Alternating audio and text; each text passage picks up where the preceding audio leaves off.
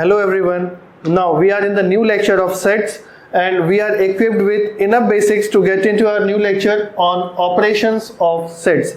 So basically how many type of operations are there in sets? So the operations are union, intersection, difference and complement. These are the four basic operations on sets. These operations are different from the operations that we did till class 10th of addition, subtraction, basic multiplication, division. These are different. They are having some different concepts. So let's explore it. तो क्या हो जाएगा इसमें देखिए, A is, let us assume that we are having three different sets और इसमें हम क्या करेंगे, इन तीनों ऑपरेशंस को लगा के चेक करेंगे कि हाउ दे आर परफॉर्मिंग. तो स्टार्ट करते हैं यूनियन से. यूनियन ऑफ सेट्स में क्या होता है, यूनियन का सबसे पहले सिंबल देख लीजिए. अगर ऑपरेशन है तो there must be some symbol. So symbol is symbol U और कुछ नहीं है, बस इसी को यूनियन से ऐसे इसको रिप्रेजेंट, यूनियन को ऐसे रिप्रेजेंट करते हैं. Now coming to intersection of sets, union का ठीक उल्टा, this is intersection of sets. These two are having their definite symbols. Now union मतलब क्या होता है, as you'll go by the word union means union, जुड़ना. दो सेट्स जब जुड़ते हैं आपस में उसको कहते हैं यूनियन. मतलब अगर मैं A और B को जोड़ूं तो क्या हो जाएगा, देखिए मतलब A यूनियन B क्या होगा, मतलब जो दोनों में है वो सारे एलिमेंट इसमें आ जाएंगे. तो आपका क्वेश्चन होगा कि सर 3, 5 और 6 दोनों में है तो क्या ये दो बार आएंगे, बिल्कुल नहीं. जो 2 बार या 3 बार जो भी है वो एक बार ही रिपीट होगा, एक बार ही आएगा. आई मीन तो क्या हो जाएगा 1, 2, 3, 4, 5, 6, 7, 9, 10. ठीक, अब देखिए A और C में कुछ कॉमन है क्या, नहीं.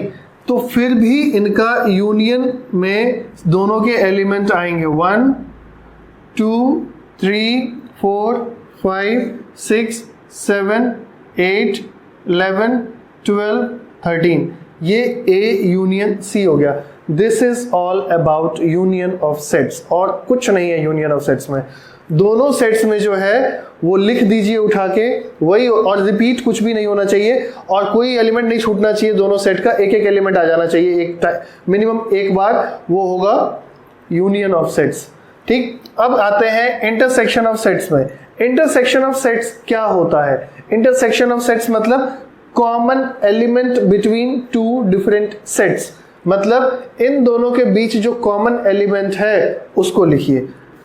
A इंटरसेक्शन B क्या होगा, A इंटरसेक्शन B में 3, 4, 6 लिखिए.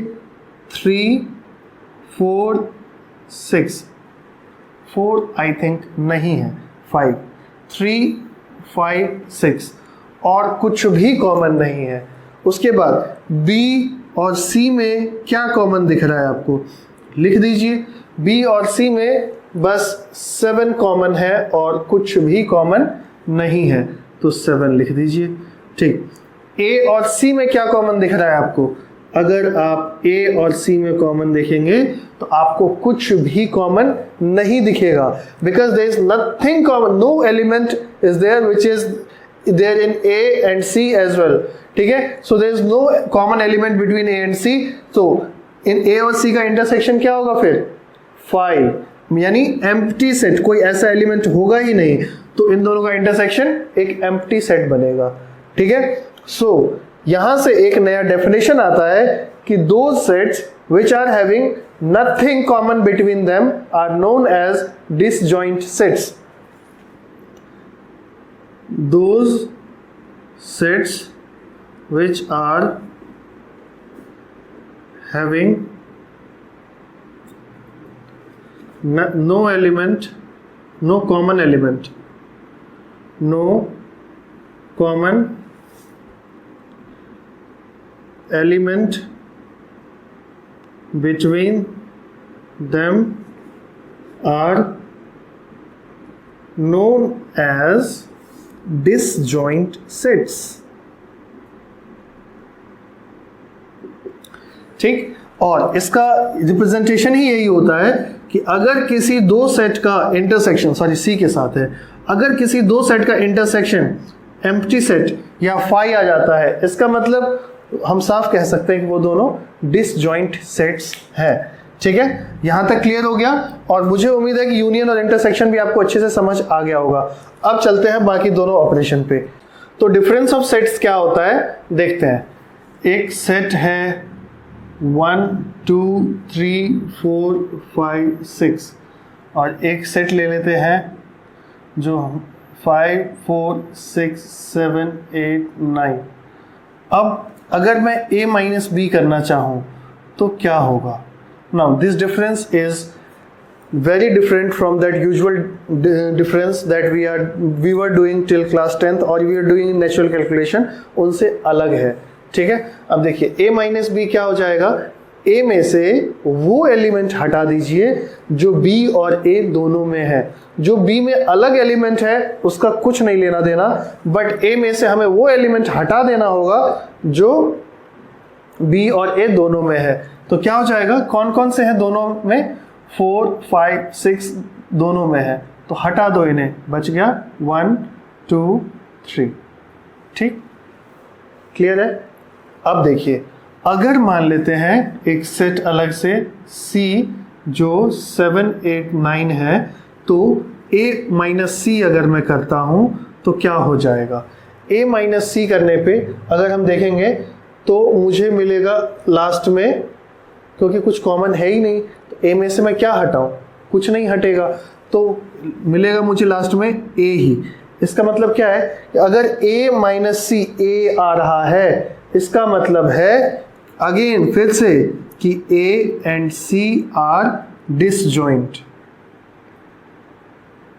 सेट्स। ठीक है, यहां अंतर समझिएगा, दो चीज है, दो रिप्रेजेंटेशन है डिसजॉइंट सेट्स के, मैथमेटिकली आप समझ सकते हैं। अगर उनका डिफरेंस करने के बाद वही सेट आ रहा है जिसमें से डिफरेंस कर रहे हैं, तो वो दोनों डिसजॉइंट सेट्स हैं, क्योंकि कॉमन ही नहीं है कुछ। दूसरा, अगर उनका इंटरसेक्शन आ रहा है क्या, 5, तो वो दोनों क्या है, डिसजॉइंट सेट्स। ठीक, तो डिसजॉइंट सेट्स के ये दोनों रिप्रेजेंटेशन है। ठीक है, क्लियर हो गया होगा अब तक। अब b माइनस सी देख लेते हैं क्या होगा। आपको भी ख्याल आ गया होगा क्या होगा b माइनस सी। जो इन दोनों में कॉमन है वो हटा दीजिए b में से, तो क्या हो जाएगा, 7 8 9 कॉमन है, हटा दीजिए। 4 5 6 7, नहीं 7 तो हट जाएगा ना, 4 5 6 बचेगा। अब क्या होगा अगर मैं c माइनस बी कर दूं तो? अगर मैं c माइनस बी कर दूं तो क्या होगा, ध्यान से सोचिए। तो इसमें आप देखेंगे कि ये सब कुछ कॉमन है, C में से सब हट जाएगा, बचेगा क्या, 5। कुछ भी नहीं बचा, सब माइनस हो गया। अगर सब माइनस हो गया, इसका मतलब ये क्या दिखाता है, ये दिखा रहा है कि इसका मतलब C में जितने भी एलिमेंट्स हैं वो सब B में प्रेजेंट है, तभी तो कॉमन आया और सब हट गया। इसका मतलब क्या है, इसका मतलब ये है कि C is a subset of B, है ना। जितने भी एलिमेंट C में थे वो सब ऑलरेडी B में प्रेजेंट है ना। चलिए अब आगे देखते हैं next concept, complement. So before introducing complement of a set, I have to introduce a special set that is known as universal set. Universal set, by going by its name, universal set मतलब that set containing all element present in the universe until and unless it is not defined। हमको यही assume करना है कि इसमें सब कुछ present है, ठीक है। बट किसी भी पर्टिकुलर क्वेश्चन के लिए आपको यूनिवर्सल सेट डिफाइन करके दिया जाएगा। जैसे कि अभी मैं एज्यूम कर ले रहा हूं कि यूनिवर्सल सेट जो है वो मैं उसको यू से रिप्रेजेंट किया जाता है। यूनिवर्सल सेट का रिप्रेजेंटेशन मैं मान लेता हूं 1 से लेके 10 तक।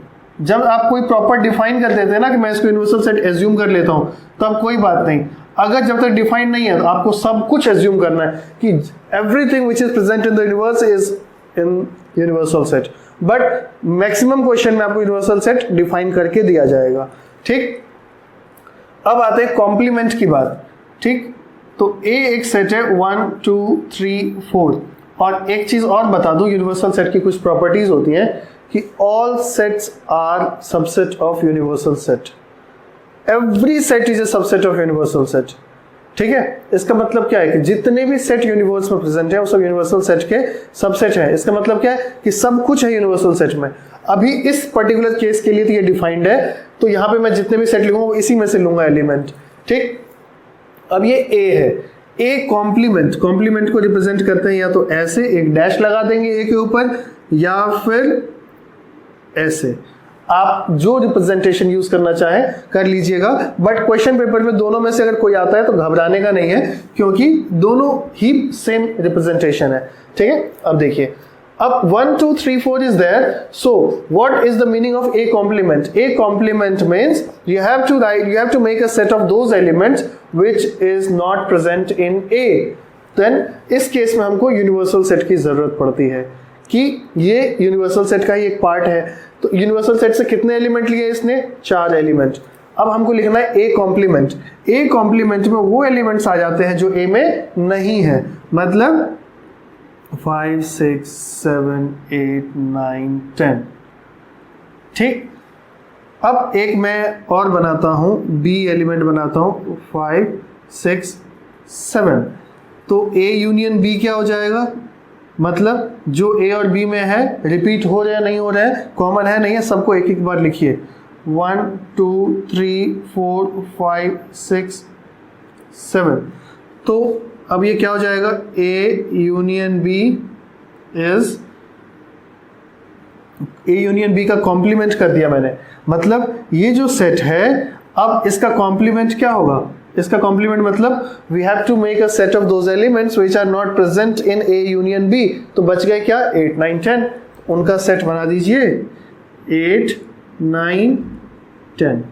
ठीक है, चलिए अब ये हो गया कॉम्प्लीमेंट, और ये दीज वर द ऑपरेशंस जो अभी हमने डिफाइन किए। क्या? Union, intersection, difference and complements. ये बहुत बेसिक ऑपरेशंस हैं और इनको समझने में ज़्यादा टाइम भी नहीं लगा होगा, समझ गए होंगे। अब चलते हैं हम laws and algebra of sets, वो भी कर लेते हैं। ये दोनों बहुत इंपॉर्टेंट टॉपिक है, ये हमको हेल्प करेंगे आगे। जो नया टॉपिक हम नेक्स्ट लेक्चर में करने जा रहे हैं वेन डायग्राम, उसमें काफ़ी हेल्प करते हैं ये सब कुछ। ठीक है, इनको अच्छे से देख लीजिएगा।